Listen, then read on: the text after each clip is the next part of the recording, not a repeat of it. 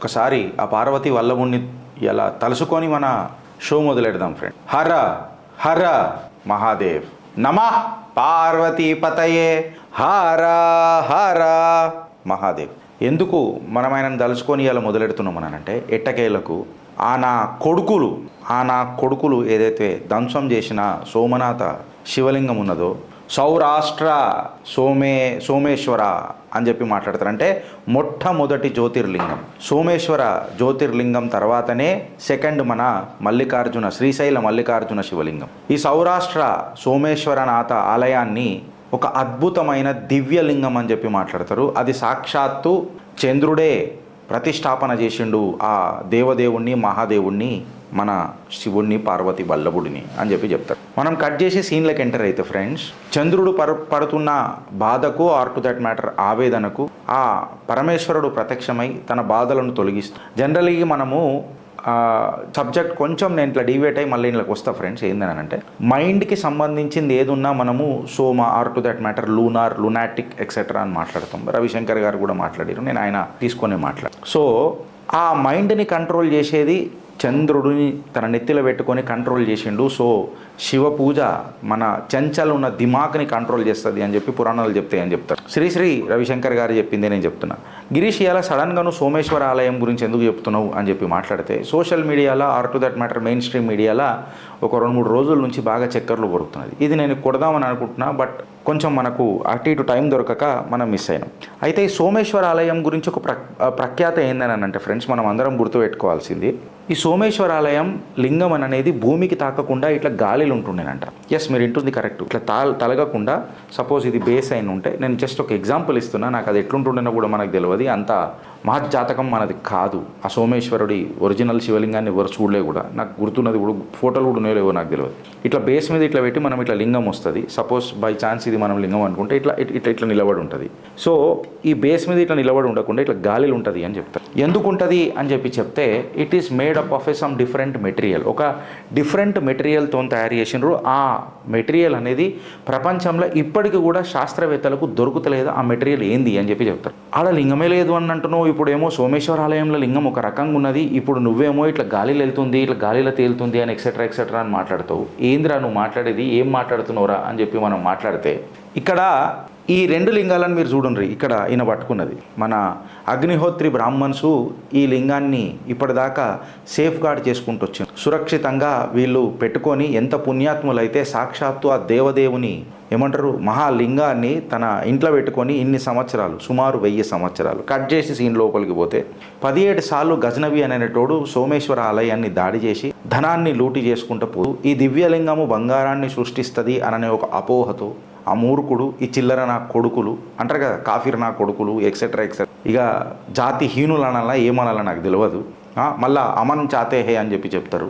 వీళ్ళు సాక్షాత్తు ఆ సోమేశ్వర ఆలయ ఆ దివ్యలింగాన్ని ధ్వంసం చేసినప్పుడు జరిగిన ఆ ముక్కలను ఆ టైంలో ఉన్న మన ఒక బ్రాహ్మణుడు అవన్నిటిని కలెక్ట్ తీసుకొని పోయినరు. ఇప్పుడు ఈ లింగాలను ఎవరైతే ఉండేనో, అవన్నీ పీసెస్ ఏవైతే ఉండేనో, ఆ పీసెస్ అన్నింటినీ సురక్షితంగా ఇన్ని సంవత్సరాలు 1000 సంవత్సరాలు వాళ్ళ దగ్గర పెట్టుకొని పూజలు అర్పించి చేసిండ్రని అంటే మీరు అర్థం చేసుకోండి. అయితే ఫ్రెండ్స్, ఒకటి మీరు అర్థం చేసుకోవాల్సింది ఏంటంటే జనరల్గా ఒక మ్యాగ్నెట్ ఉంటుంది కదా, ఒక మ్యాగ్నెట్ ఫిజిక్స్ ఒకసారి మీరు అందరు గుర్తుపెట్టుకోండి. If I say this is a bar magnet, ఒక బార్ మ్యాగ్నెట్ అని చెప్పి నేను తీసుకొని చూస్తే, బార్ మ్యాగ్నెట్కి ఎప్పుడైనా మ్యాగ్నెటిక్ పోల్స్ అనేది నార్త్ పోల్ సౌత్ పోల్ దగ్గర ఉంటుంది. జాగ్రత్తగా ఉంటారా, నార్త్ పోల్ సౌత్ పోల్ దగ్గర ఉంటుంది. ఇక్కడనే దాని మ్యాగ్నెటిక్ ఫీల్డ్ జనరేట్ అవుతుంది. బట్ ఇక్కడ అగ్నిహోత్రి బ్రాహ్మణులు పట్టుకున్న ఈ శివలింగాలు ఏవైతే గుడ్డు షేప్లు ఉన్నాయో, వీటిది ఇక్కడ పోల్ దగ్గర కాకుండా, సపోజ్ ఇది ఎగ్ షేప్లు ఉన్నది అని చెప్పి మనం దీని మ్యాగ్నెటిక్ ఫీల్డ్ ఏదైతే ఉన్నదో ఇక్కడ మధ్యలో ఉన్నది. మ్యాగ్నెటిక్ అట్లాంటి ప్రాపర్టీ ఉండదు,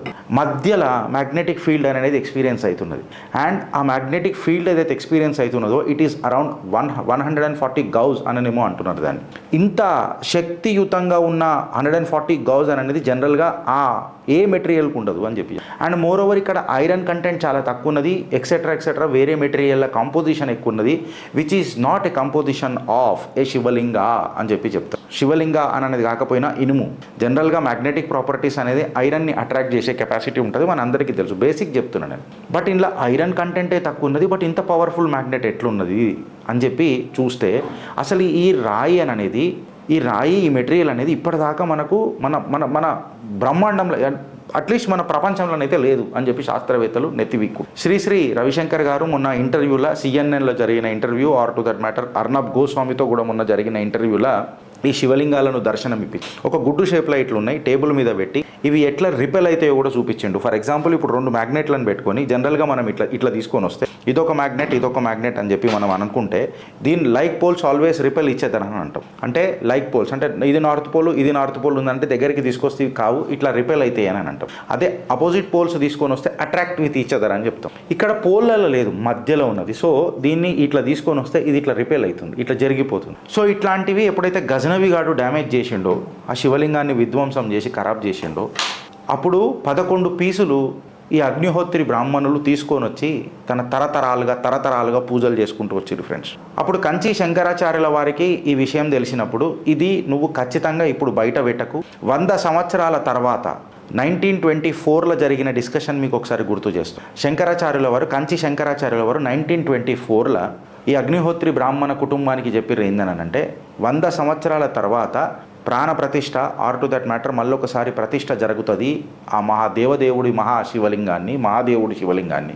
అప్పటిదాకా బయటికి ఎవరికి ఇది ఉన్నదని తెలియవద్దు. సాక్షాత్తు ఆ బాలరాముడి ప్రాణప్రతిష్ఠ తర్వాత ఆ దేవదేవుడి ప్రాణప్రతిష్ఠ జరుగుతుంది అని చెప్పి 1924లో కంచి శంకరాచార్యుల వారు భవిష్యవాణి చెప్పినరు. అది ఇయ్యాల సత్యమైంది.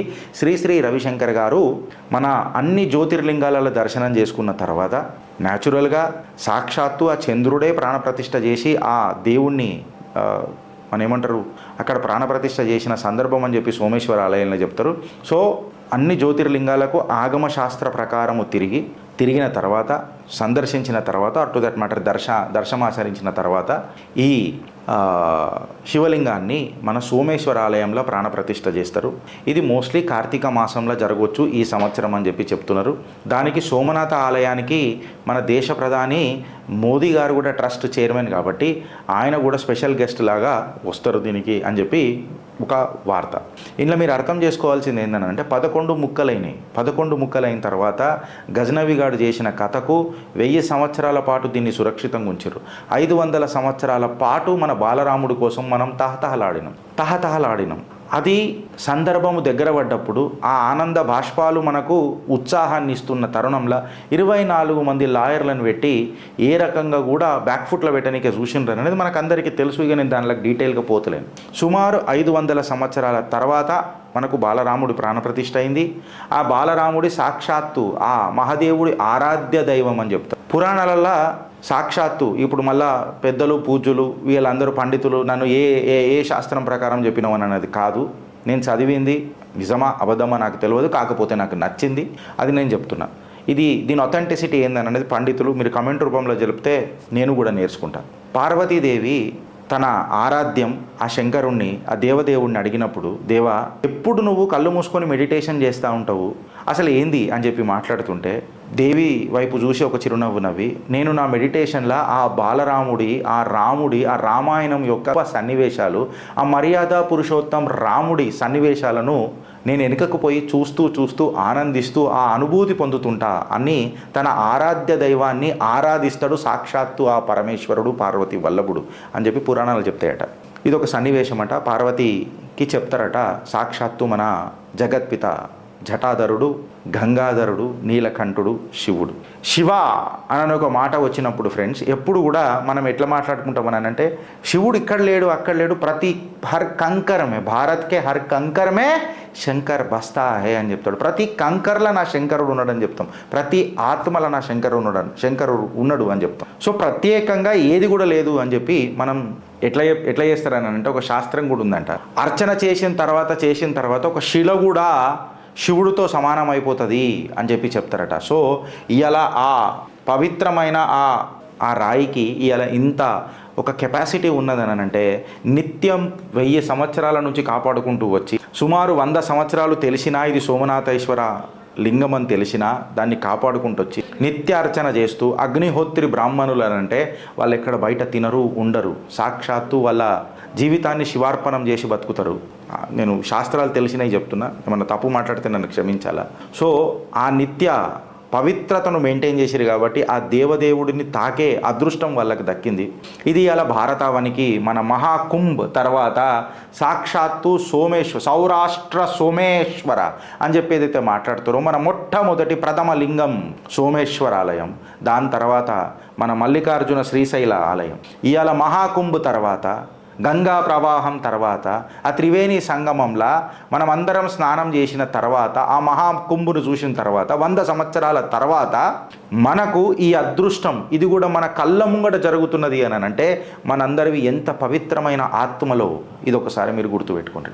ఎస్, అది కొంతమంది చిల్లర నా కొడుకులకు అది ఒక రాయి, అది నాకు అది పవిత్రం. ఇప్పుడు నేను కొన్ని మాటల కాడికి పోయినాను అనుకో, మీకు ఒళ్ళు మండుతుంది. నాకు కొడుకల్లారా కొంచెం జర జాగ్రత్తగా ఉండరు. ఆ గజనవిగాడు ఇక వదిలేసేద్దాం. ఇలా ఆ పవిత్రమైన పావనమైన ఆ శివ ధ్యానంలో చిట్టా మనం ఓపెన్ చేసినాం కాబట్టి కొంచెం లాంగ్వేజ్ని కంట్రోల్ చేసుకొని ఓపిక అని అనేది కొంచెం నేర్చుకొని ముంగడికి పోతున్నా తప్ప నా కొడుక నాకు 11 ముక్కలు ఇప్పుడు ఏవైతే ఆ ఎగ్ షేప్లు ఏవైతే ఉన్నాయో ఆ 11 పీసెస్ని యావత్ జ్యోతిర్లింగాల దర్శనమైన తర్వాత సోమనాథ ఆలయంలో ప్రాణప్రతిష్ఠ చేస్తున్నారు, మళ్ళీ ప్రతిష్ఠ అవుతుంది. ఆ పవిత్ర పావన లింగం మన దర్శనార్థం ఆగమ శాస్త్రాల ప్రకారం నా దర్శనం కోసం ముంగటికి వస్తారు. కాలహర, కష్టహర, దుఃఖహర, దారిద్రహర, హర హర హర మహాదేవ.